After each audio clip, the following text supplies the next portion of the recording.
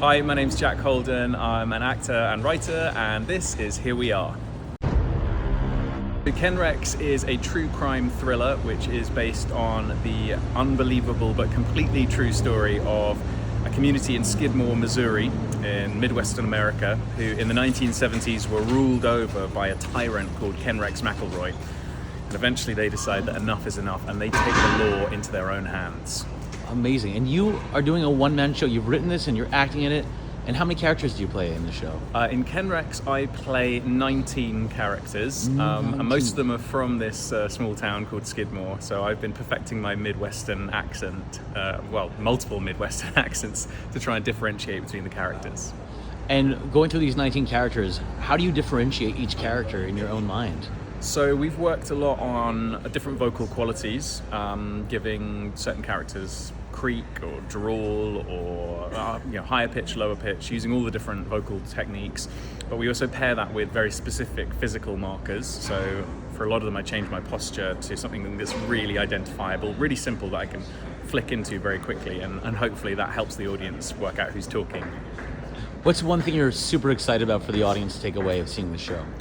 I'm very excited for audiences to see true crime on stage. I think any true crime fans who love podcasts like Serial or S-Town or Criminal, who like TV shows like Making a Murderer, Tiger King, all those hits, The Jinx, The Staircase, they're going to love this because we really lean into the genre of true crime. So it's like an evidence board, the show. Like there's a 911 call, there's a court transcript, there's a song, there's a scene, there's a radio advert. It's all kind of stuff that we stick together and the audience kind of work out what went on in Skidmore in the 1970s.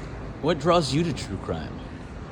I think true crime is like endlessly engaging because it asks basic questions of wrong and right. I think we all love to see a wrongdoer get their comeuppance. And the really compelling stories are when they're sort of the crimes or the misdemeanors are carried out by the most unsuspecting person, and that's absolutely the story of KENREX. What draws you to the theater personally? I suppose for me, going to the theatre, I look for high theatricality. Like I really want, if I'm in a theatre, I want it to be big and loud and expressive. I like a quiet play as well, but I guess I'm like, I want full throttle experience, and so that's what we've tried to put into KENREX, definitely. But yes, I love variation really. I like I like to see all sorts of different things. What is one show that you've seen on stage, whether it be in London, New York, anywhere in the world, that you're like, oh, I wish I was in this show? Oh man, yeah. I suppose probably when I saw Jerusalem the first time, I was like, I want to be in that. That's just like, I guess it's kind of a quiet play, isn't it? But it's like builds and builds and builds, and then it to this kind of epic conclusion. And when I was a kid, when I went to see Billy Elliot, I was like, I want to be Billy. But I'm not a ballet dancer, so I couldn't have been Billy. So I was like, maybe one day I'll be his dad. So it has to come back when I'm like in my 50s, ideally. We'll make it happen. Don't worry, we'll make it happen. Just some quick fire questions for you. Yeah. As a performer, do you have a pre-show meal you like to eat?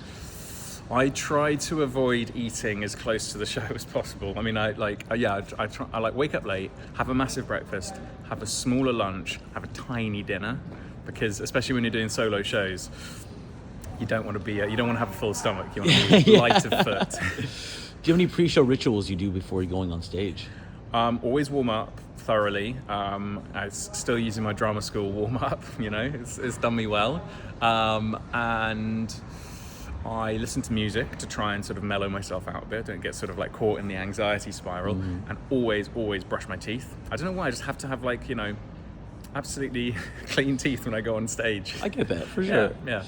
And your favorite thing to do in London? Oh man, my favorite thing to do in London, it sounds probably a bit sad and a bit on brand, but I love being in Soho. I love walking around Soho.